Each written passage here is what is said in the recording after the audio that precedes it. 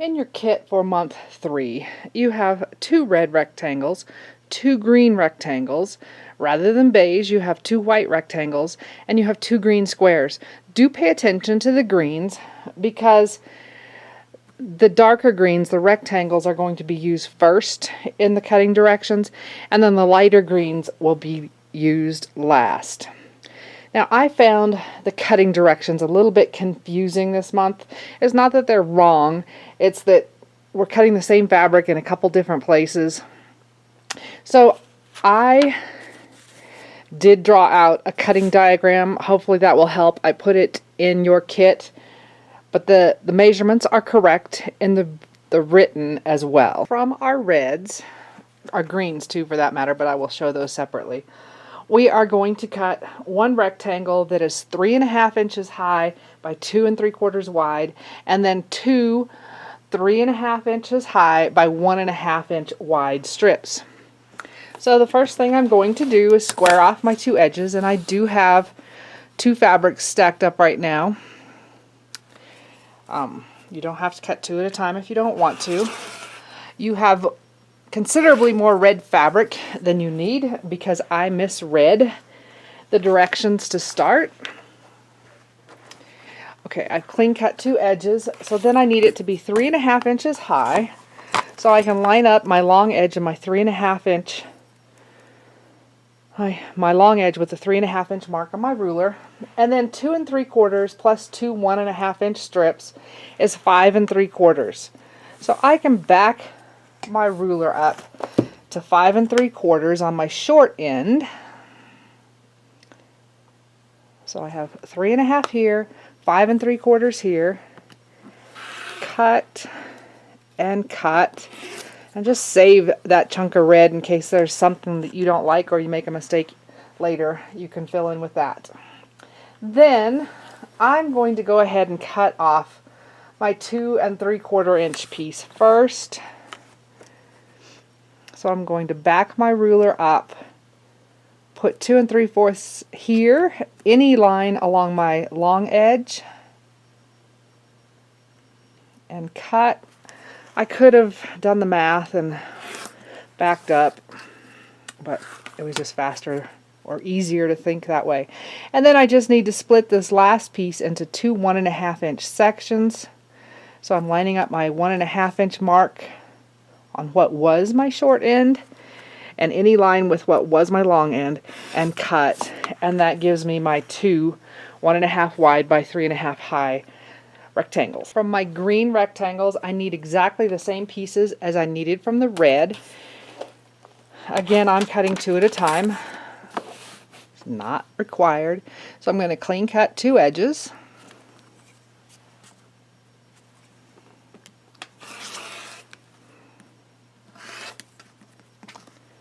And I'm going to walk around or turn my mat since I have 2 of them stacked up.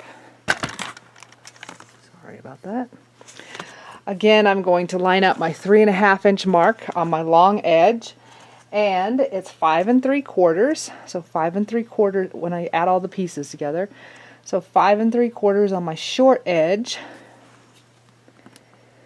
and cut and cut. And remember last time I didn't do the math, but it's easy math. If I will just back it up to 3 inches, so I put my 3 inch mark here on the short edge, any straight lines along the long edge to keep everything straight, and cut. That piece is my 2 3/4 inch. Then I can back up to 1.5. And the only thing that does for me, it saves me having to stop and pick up my ruler and move the piece I just cut to be able to cut the next one and cut. So I got exactly the same pieces as I did from the red. I didn't mention before I started that I did spray all of my fabric, take your pick, best press, sizing, or starch, and pressed it dry. It might help this time because we are going to be cutting some on the bias. So from our white pieces that are taking the place of what says beige in the pattern, we need 2 4.5 inch squares. So again, I'm just going to clean up 2 edges.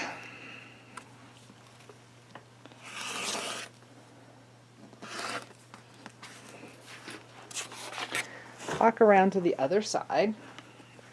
4.5 plus 4.5 is 9. So if I put 9 inches down on my short end and my 4.5 mark on my long end, to cut, cut, and then if I just move my ruler back to the 4.5 inch mark, and again any lines along my long edge, and cut.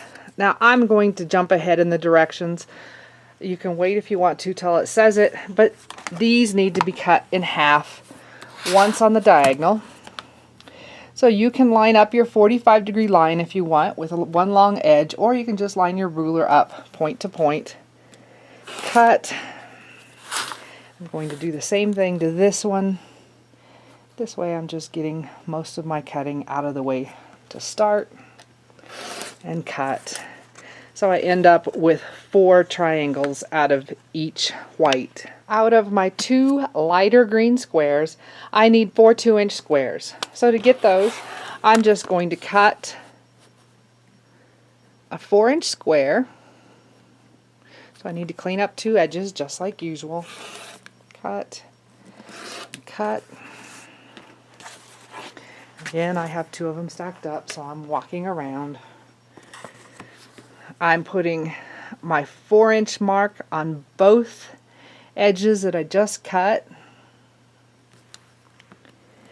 Cut, cut. Going to move my ruler back to 2 inches. And any line on my other edges. And cut.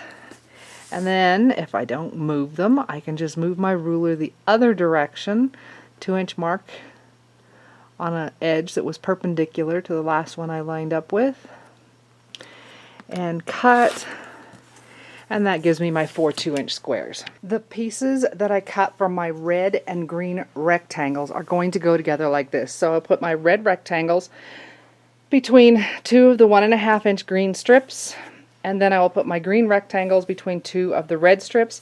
I am matching the same greens with the same reds, and I will just sew with a 1/4 inch seam. I chose to press toward the red on all my pieces. I don't think it really makes any difference, but I would recommend that you choose to either press toward the red or the green. After we sew these strips together on all of them, they should be 4 3/4 high going this way.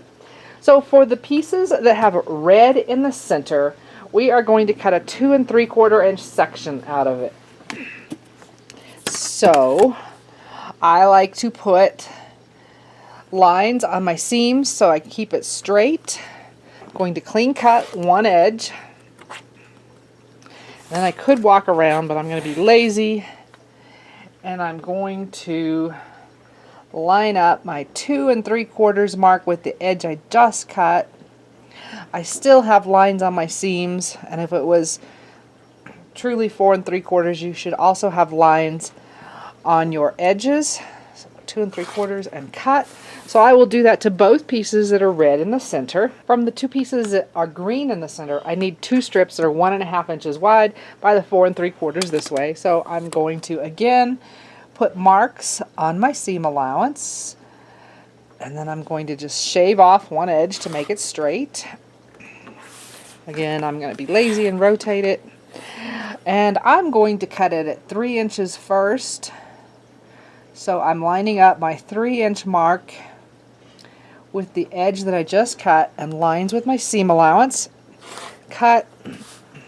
And then I'm going to back my ruler off to 1.5 inches. Again, I'm lining up lines with my seam allowance and cut. And I will do that to both pieces that have green in the center, so I end up with 2 pieces from each like this. So now I'm going to add my 1.5 inch strips to the top of the 2 3/4 inch strips on both sets to make an uneven 9 patch. So my seams are pressed toward the red, so they're going in opposite directions, so that should make it easy to match these up. So before I press, I'm choosing to pop my seams at the intersection, and to do that, I'm just going to twist right at the intersection. So if I twist one way, nothing happens. If I twist the other way, a couple of stitches, pop, right here, and I get this little tiny 4 patch. So let me do that again. If I twist one way, that way nothing happens. If I twist this way, then I get a few stitches that pop. So if I do that, I've pressed this one already, then I have these nice little 4 patches, and what this does for me is gives me a flatter intersection, so when I eventually go to quilt it, I don't have that big hump of fabric there. If you didn't cut your white 4.5 inch squares in half when I talked about it earlier, then you're going to need to do it now. We're going to take 4 triangles and put them on the 4 sides of our 9 patch. The pattern says to sew with your triangle on the bottom to help take care of any stretch because it's on the bias. Another reason I do it is when I'm making a square and a square is because my center is my most accurate cut. So I will line that up, and I want to make sure my 1/4 of an inch is away from the edge of my center square.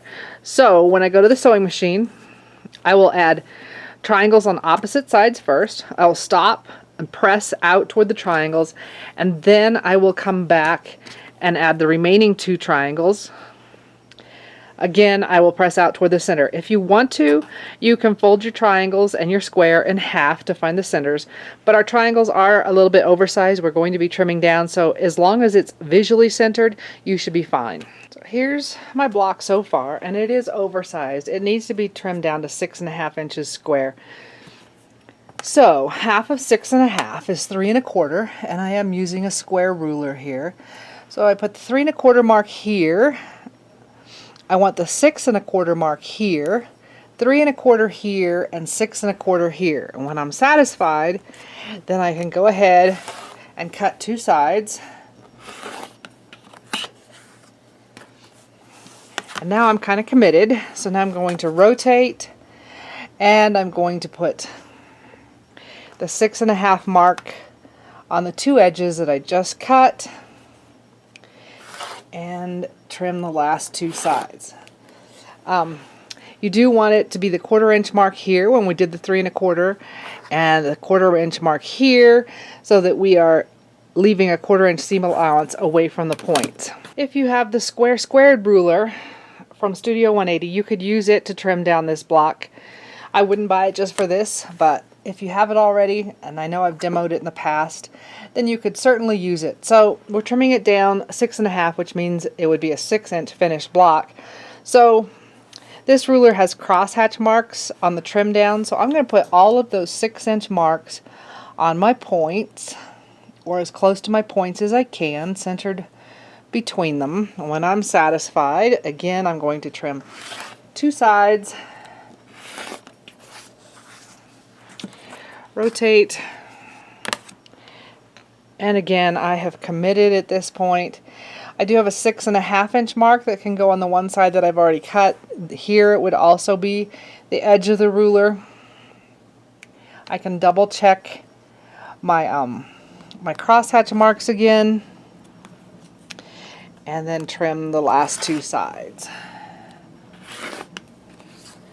It doesn't matter which one you use to trim it, either one will give you the 6.5 inch block. On the wrong side of all of my 2 inch squares, I need to mark one line point to point on the diagonal. So I have it on a sandpaper board. You don't have to do that, but what the sandpaper board does for me is keeps the fabric from shifting while I'm marking it. So I'm going to mark all of them that way. And then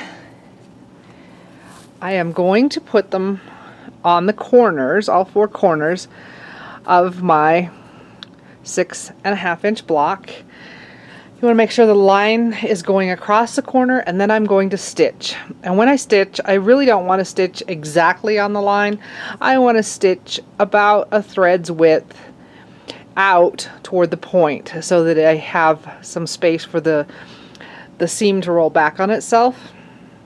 So I'm going to put those on all 4 corners on both blocks. I've stitched my squares to the corners of my blocks, and I like to press out my pieces before I trim the excess from the back. And the reason I like to do that is I want to make sure that the triangle that flips over is going all the way to the edge of the square before I cut off my extra, so that if I need to, I can tear out my seam and fix it.